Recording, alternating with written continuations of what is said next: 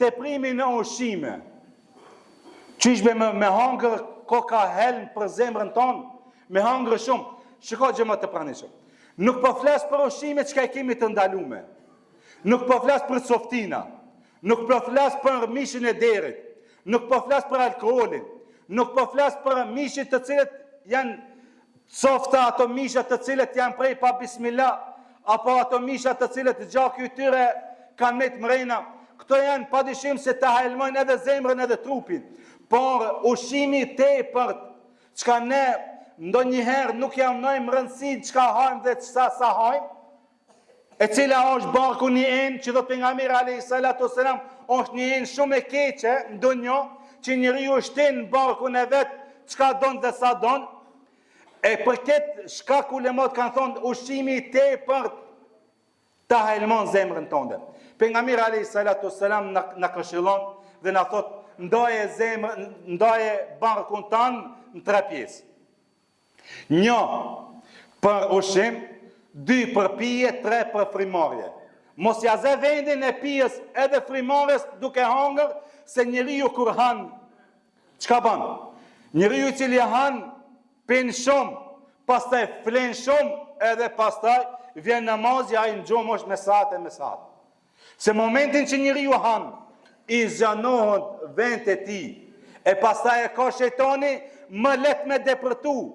Ama njeriu kur e len mangët ushqimin e vet, e shtrydh nefsin e vet, e zvoglon nefsin e vet, edhe më pak ka mundësi shejtani me të bëj vezvese. Se shikoni, shejtani lëviz te njeriu sikur se lëviz gjaku në damarët e tyre. Ti kur të han, padyshim se i kemi zjanu ato damarët e tuja.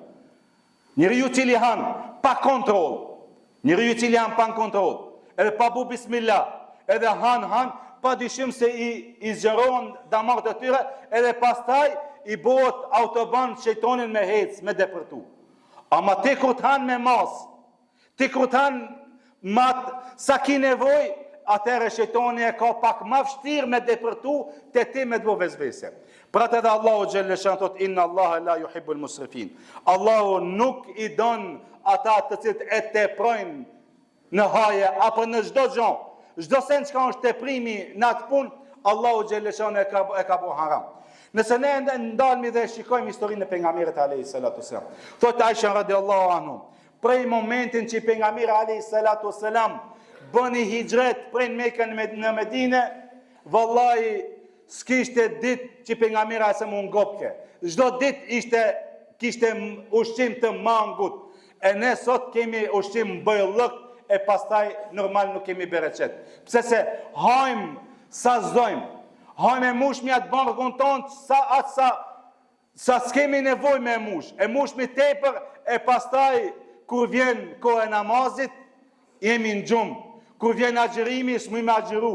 Apo kur vjen po dojmë me bo një adhurim, nuk mundemi e flem të natën, e flem të ditën, për shkak të ushqimit të tepër të cilët e kemi bo. Ibrahim el-Adhemi thot, kush e kontrollon barkun, mund të kontrollon edhe fejën e vetë.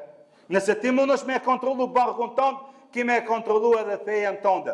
Ama nëse ti s'mund është me kontrollu barkun tonë, as fejën tonë s'keme mund me kontrollu në ditët që vinë. Andaj ne këto janë 2 helmet të cilët shkojnë ka kjo gua, ka kjo gjoja të cilën e kemi ne, edhe pra të pejgamberi alayhi salatu wasallam në hadith, men njëdë më noli, kush mi garanton mu disende ka me ja garantu xhenetin. Ajo është gjuha dhe organi gjinital.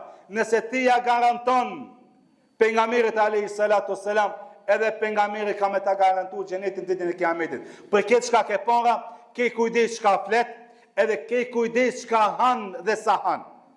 Që këto janë 2 helme të cilët mund ta helmojnë zemrën edhe ti mos me ditë. E pastaj dal nga dal zemra jote vjen duke usmu, edhe duke vdek, edhe pastaj nuk mundesh me shiju imanin. Nuk mundesh me shiju përmendjen e Allahut. Nuk mundesh me shiju edhe namazin e këtij radhë.